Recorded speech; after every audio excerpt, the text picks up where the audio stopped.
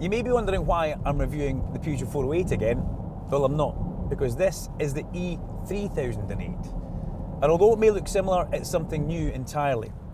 And it's competing against a jungle of big cats in the electric SUV market, the Tesla Model Y, the Skoda Enyaq. So let's see, are Peugeot king of the jungle, or are they escargot?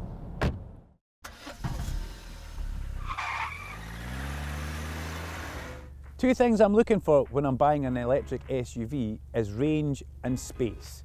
The Peugeot e-3008 Allure will give you a WLTP range of 327 miles. The GT version I've got here, which comes with more bells and whistles as you would imagine, its range is 326, so there's only 1 mile of a difference. Now in 2025, Arnold Clark will take delivery of a long range variant. That's 2 words you long to hear when you're buying any electric SUV car. It'll give you an extra 100 miles in your range, taking you up to 435 miles. And on top of that, Peugeot will give you an 8-year warranty in the car, making them the first European manufacturer to give you that in a model. So what about space? As it sits right now, 588 litres of boot space with some underfloor storage as well. Enough room to get a spare wheel in there. If you put the seats flat, you get 1,663 litres of boot space. That's enough room to have 1,663 of those in the car. The GT model also comes with a pretty cool option of swipey swipe boot closing.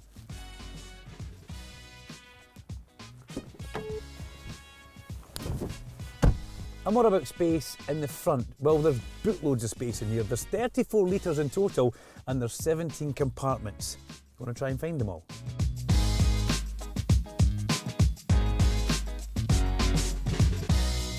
So that definitely ticks the boxes on range and space. Next on our list is to see what it's like to drive. Oh, just before I go, if you're wondering where you can get your hands on an e-3008, head over to arnoldclark.com because we've got over 20,000 new and used cars for you to choose from. At Arnold Clark, we make it easy. Here's some stats for you. It will do 0 to 62 in 8.7 seconds. It's got 210 horsepower and it's got a 73 kilowatt hour battery. I think we have to say well done to Peugeot for giving us something with a bit of get up and go because it still weighs 2.5 tonnes. It's not trying to be its French relative, the Alpine, with its fingertip handling and perfect precision, or the big BMW M3 with its growling engine. And it's not trying to be the MG Cyberster, which will do 0 to 62 in round about 3 seconds. But that's not a criticism of the car. That's not where they're trying to put it. They're trying to give you a car that's comfortable and easy to drive. That's exactly what they've done. And relaxed is what you can be driving this EV, because the new e-3008 is the first car within the Stellantis group to be built on the STLA Medium platform, essentially spearheading an entirely new generation of Stellantis vehicles. It claims to deliver the best in-class electric range and energy efficiency. What more could you ask for? The steering wheel is a talking point. It's small, you can't deny that. It is really, really small, but it fits my hands well. I think it would look cooler if it was upside down, but that's something completely different. This car's not trying to give you that sporty feel. It's trying to give you an EV to drive that will get you around the place and give you good mileage as well. And you're going to do it in a lot of comfort. That's something else. The pedals are nice as well. The brake pedal does have a quite long reach on it, but a lot of EVs that I've driven, when you do initially hit the brake pedal, there can be a bit of a jerk because it's quite fierce. But the brakes are nice and smooth and forgiving. You guys know I love my regen paddles and we've got them in here. I can play with them. It's a first for Peugeot actually in an EV. I still don't understand though how manufacturers have a plus, which means less, and a negative that means more. Don't quite get that. And it's not a hugely powerful car. The regen also isn't that strong. You can't do one pedal driving. But that's not what this car's about. It's very much something else. It's about luxury, comfort and getting you there. Some of the reviewers have said that the steering feels light. I think they're talking rubbish. It feels good. There's a good feedback from the road through the steering wheel and back into your hands, and that's what you look for as a driver. You've got that direct connection with the tarmac. The road itself is quite bumpy that we're on, and the ride smoothens that out. I don't want to say plush, but I just did. The GT model comes with adaptive cruise control, which I bang on about all the time. You know how much I love adaptive cruise controls. It keeps you safe from the car in front and you can just relax as you drive along the road. It's got a whole host of other safety features as well, such as automatic braking system, lane keep assist and traction control, which could be good in the winter months. Wind noise in this car, well, there is a little bit of wind noise that's creeping in, and we're doing 60 miles per hour just now. Will that get worse as we go faster? It might do, but it's not a great put off. Driving modes. We have got, in fact, how many driving modes do you think I've got? Eco, normal and sport, that's what they give you. Unlike the Genesis, which if you hit the top right of the screen just now, that one had about 1510 from what I remember. Mud, snow, terrain, you name it, it had it. We have got eco, normal and sport.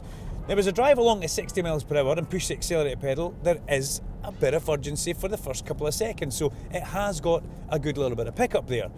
But Duncan being Duncan, he likes to waft about in eco mode because that's what EV driving is all about for me, to try and prolong the battery life and try and get more range for every mile you do. Visibility when you're driving is another key feature for absolutely everybody, and the apertures on cars and windscreens seem to be getting narrower as we go on. This one doesn't look too big. The pillar on the side's quite chunky as well, but the visibility is still pretty good. As I look out my back window, the view is lovely. It's quite a decent window considering it is a coupe at the back and the roof does slope down. You see a lot out there right now. We've been followed by a Mini. Price of the car. The Allure model is just under £46,000. This GT model, just over £49,000. But remember, with the GT, you get so much more tech.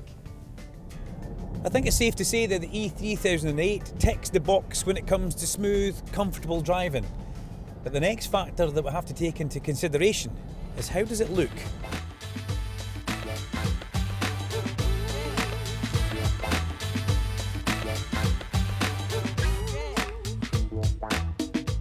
The front end of this car reminds me of a lot of cars that I've seen recently in its styling. It's got a grille which takes me straight to the Renault Scenic or the Renault Rafale with those diamond inserts. Pretty cool. Down the bottom, I like the silver effect which goes across the bottom of the splitter. And the lights, well, they're called claw lights, but they look more like war paint to me. Or remember WWF, the Ultimate Warrior? Maybe not. It also looks like a lion to me, but I want to know if it does to you guys.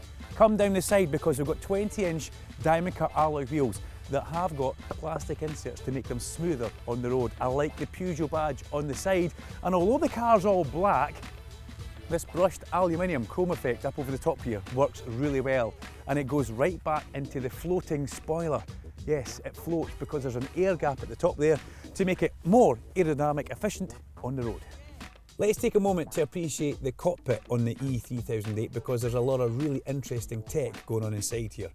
First of all, I'm sitting in a comfortable seat, Alcantara finish, which I do like, and fabric across the dashboard and around the side of the doors.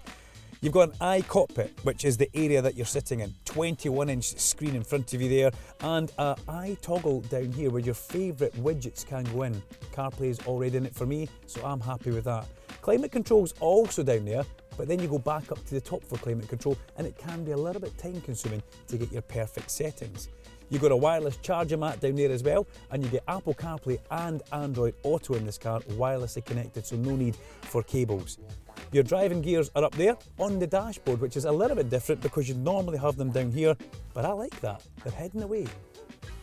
Into the back, legroom, tick. Headroom, tick. Remember I'm 6'2", give or take a few inches, and there's a lot of extra headroom for me here. You've got your air vents, a little bit of storage and 2 USBs down there to charge on, tinted windows, nice Alcantara feel, and that lovely finish on the back of the seats and along the doors that runs from the front of the car.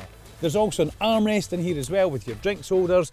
It's a comfy place to be. There's a good bit of luxury in this car.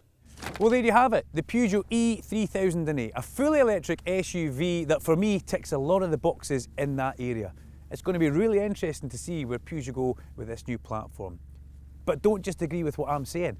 Get yourself behind the wheel of one of these at one of the local Arnold Clark dealerships and give me some comments in the box if you agree with what I've said in this review. I'm Duncan Vincent. This is the Arnold Clark YouTube channel. Make sure you like and subscribe and hit that bell icon so you never miss an upload from us. And until next time, safe driving.